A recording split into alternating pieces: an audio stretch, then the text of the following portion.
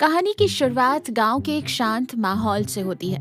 मनीष अपनी नई दुकान मनीष चिकन सेंटर में एक तरफ ग्राहकों के लिए कच्चा चिकन काट रहा है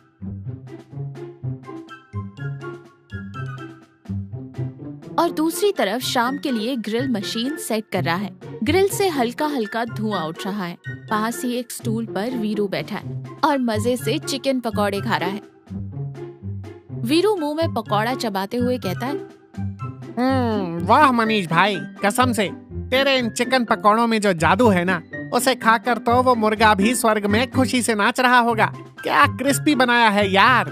मनीष नवाबी में हंसते हुए चिकन के टुकड़े काटते हुए कहता है, अरे वीरू, तू सुबह से ये 10वीं प्लेट खा रहा है। अगर ऐसे ही तू मेरी दुकान का सारा स्टॉक मुफ्त में उड़ाता रहा तो मेरा प्रॉफिट तो सीधा कूड़ेदान में जाएगा। कुछ तो रहम कर मेरे भाई। वीरू गंभीर होने का नाटक करते हुए कहता है, अरे भाई, मैं तो तेरी क्वालिटी चेक कर रहा हूँ, दोस्त हूँ तेरा। वैसे ये कच्चा चिकन बेचते बेचते ग्रिल चिकन और पकौड़े का आइडिया तू लाया कहाँ से? गांव के लोग तो सिर्फ कच्चा गोश्त ले जाकर घर में बनाते थे, अब यहाँ भी टूट पड़ रहे हैं। यही तो बिजनेस है वीरू। वक्त बदल रहा है। लोगों को घर की मुर्गी के साथ साथ तुरंत गर्मा गर्म खाने के लिए कुछ नया और टेस्टी चाहिए।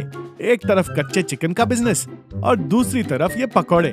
बस देखना, थोड़े ही दिनों में अपनी दुकान पूरे इलाके में मशहूर हो जाएगी।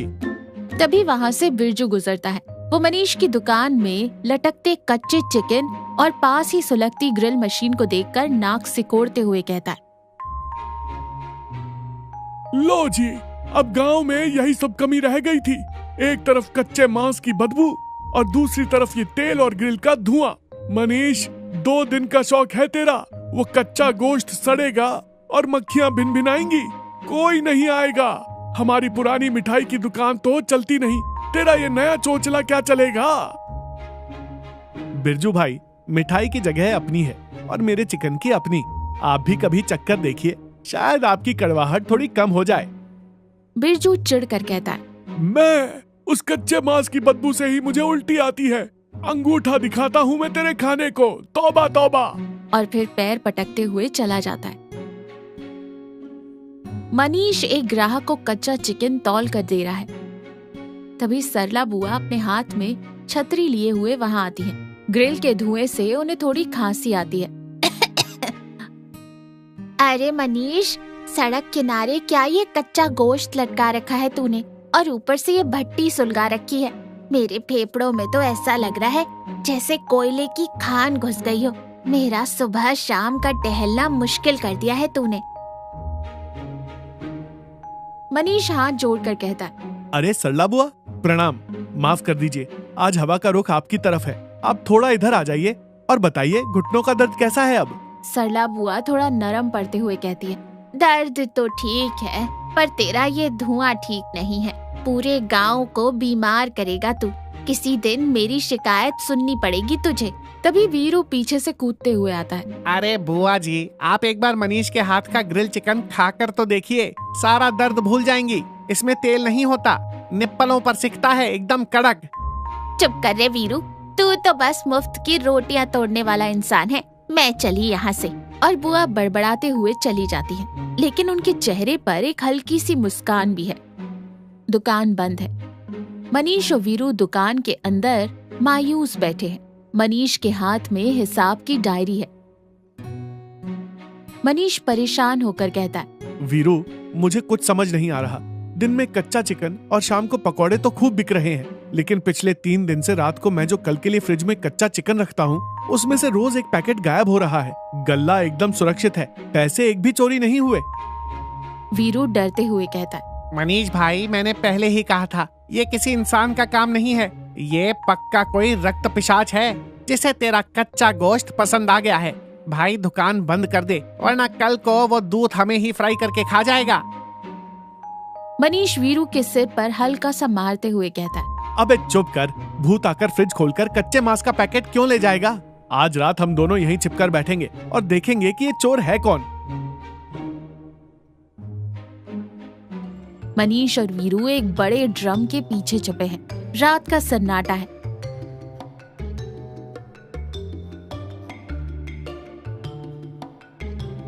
तभी एक परछाई दबे पांव दुकान के पिछले हिस्से में आती है। आदमी अपना मुंह कपड़े से ढके हुए है। वो चुपचाप फ्रिज खोलता है और बिना आवाज किए कच्चे चिकन का एक छोटा पैकेट निकालकर जाने लगता है। वीरू फुसफुसाते हुए कहता है, भाई वो देख, इंसान ही है। मनीष और वीरू उस आदमी का पीछा करते हैं।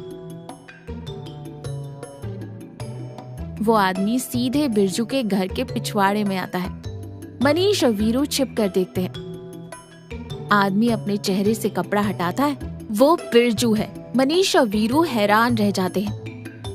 बिरजू उस कच्चे चिकन के पैकेट को खोलता है। तभी एक लंगड़ाता हुआ घायल सड़क का कुत्ता धीरे धीरे बिरजू के पास आता है।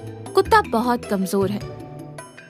बिरजू बहुत ही प्यार से कच्चे मांस के टुकड़े कुत्ते को खिलाता है और कहता है, ले खा मेरे राजा, आज फिर तेरा इंतजाम कर लाया हूँ। देख मनीष अगर मुझे पकड़ लेगा तो बहुत बेइज्जती करेगा, लेकिन मैं तुझे ऐसा भूखा तड़पते हुए नहीं देख सकता। कुत्ता मजे से खाने लगता है। बिरजू की आंखों में आंसू आ जाते हैं। वो खुद से बात करते हुए कहता है, क्या करूं? मेरी मिठाई की दुकान तो महीनों से ठप पड़ी है। जेब में 10 रुपए नहीं होते। तुझे डॉक्टर को तो दिखा दिया, पर तुझे अच्छा खाना खिलाने के पैसे नहीं है मेरे पास। मनीष से मांगता तो मेरा अहंकार बीच में आ जाता। दिन भर उसे कच्चे मांस की बदबू का ताना मारता हूँ।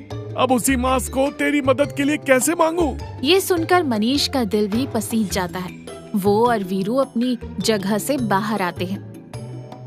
बिरजू भाई। बिरजू बुरी तरह चौंक जाता है। उसके हाथ से पैकेट गिर जाता है। वो शर्मिंदगी और डर से कांपने लगता है।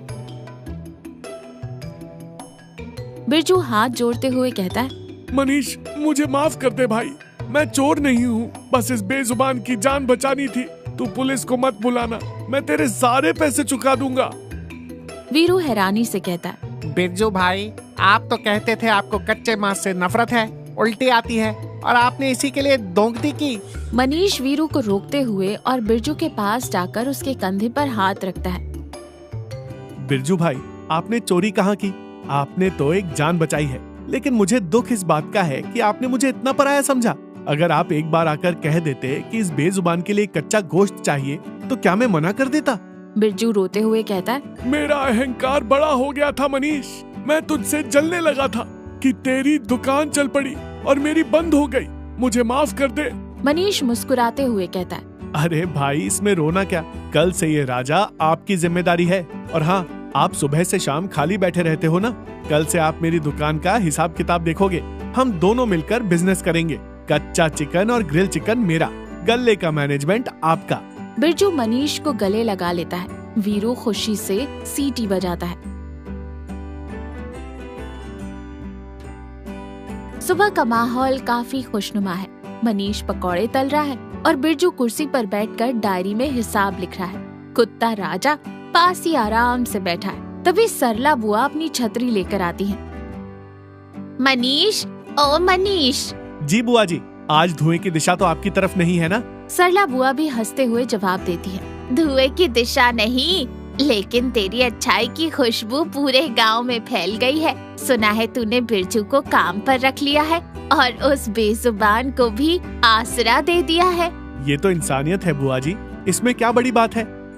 बड़ी बात है बेटा, जो दूसरों का पेट भरता है, भगवान उसका भंडारा कभी खाली नहीं रखता। चल, आज मुझे भी तेरा वो क्या कहते हैं उसे, हाँ, बिना तेल वाला ग्रिल चिकन खिला दे जरा। घुटनों में थोड़ा प्रोटीन भी तो जाना चाहिए। मनीष और बिरजू खुशी से हंस पड़ते हैं।